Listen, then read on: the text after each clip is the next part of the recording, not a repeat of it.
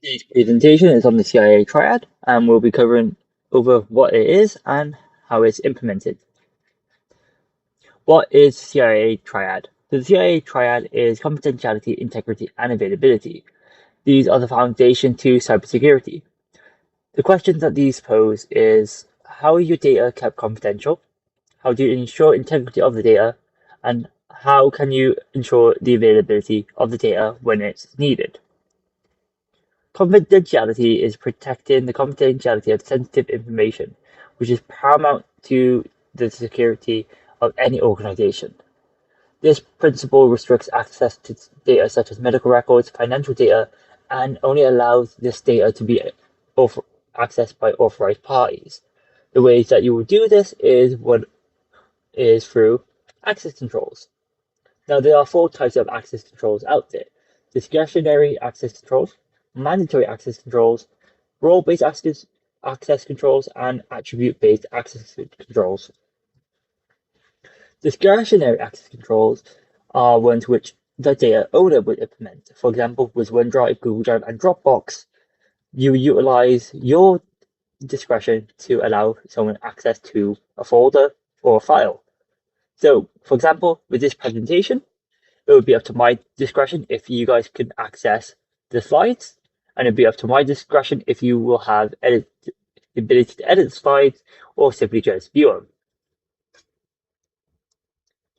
Mandatory access controls.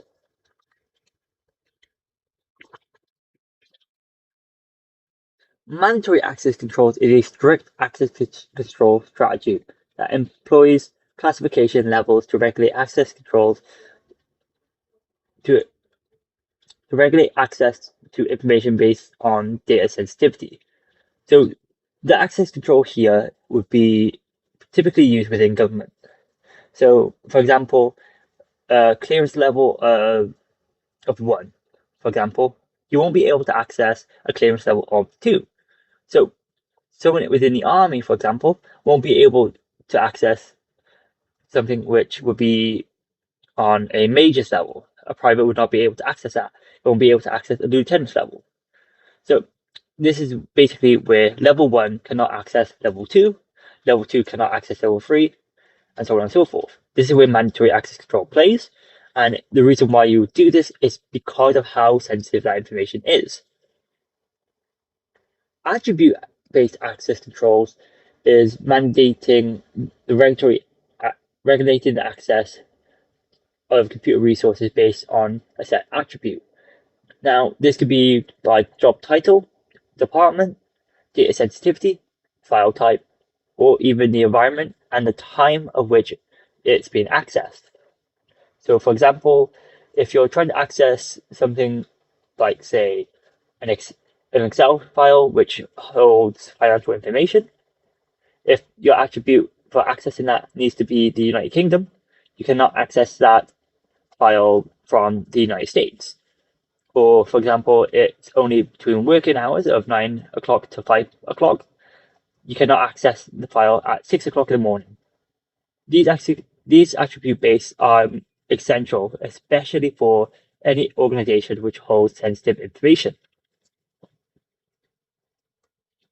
Role-based access controls is where your job title is primarily going to be a major part. So, for example, someone who is a part of the HR team will have the role of HR in the Active Directory. So they can only access stuff which is assigned to that role. Someone who is labeled as admin can only access stuff which only admins can access because that is the role they're given within the organization. Now, this role-based access control and attribute-based access control are typically used in tandem, meaning that someone who is an IT admin who is in the UK can access more stuff than, say, someone who is in HR within the US. So these two are used in tandem together. This is because of stuff like data sovereignty laws and also due to the way cloud infrastructure is implemented.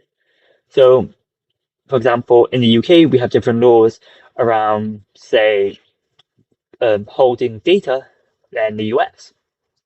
So even though someone in HR in the US can access data only in the US, and someone in the HR in the UK can only access data of HR in the UK, this is why these two are typically in play.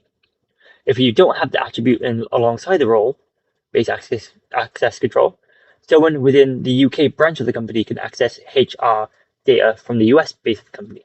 This is why these two are typically used together. Integrity.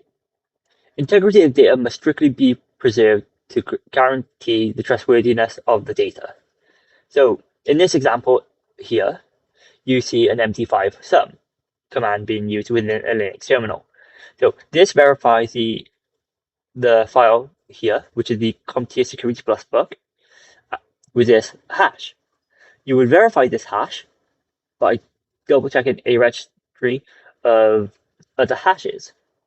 So if these two hashes are the same, then that file is correct.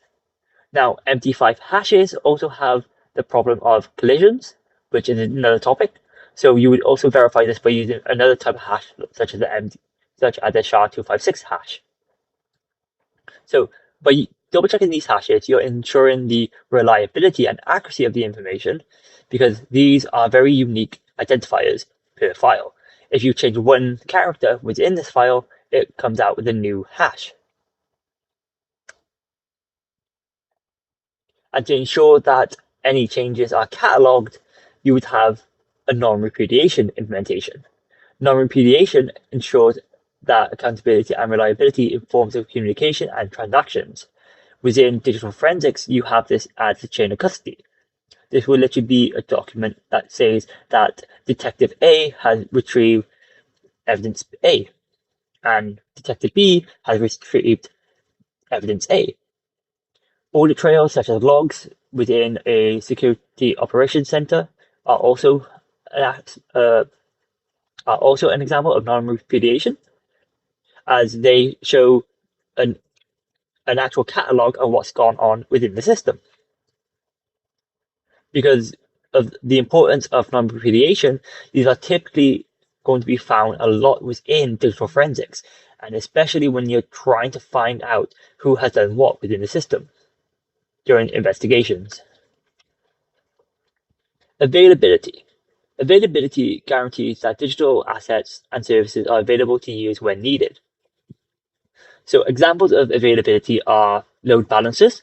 So this ensures that a website is able to handle the amount of traffic coming in.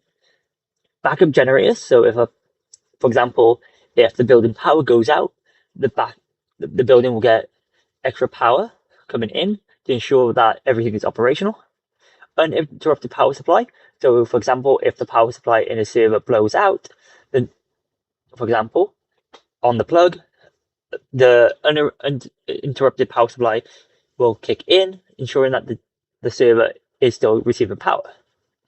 Failover 5G modems are typically found on routers, where if the main fiber optic WAN is out, that 5G modem would then kick in to ensure that you still have Wi-Fi connectivity. A secondary DNS from a different provider is very important, as found through the recent Cloudflare issues that we had. Because Cloudflare went down, and your routers or services from the server were not able to utilize Cloudflare, it would kick in the secondary DNS.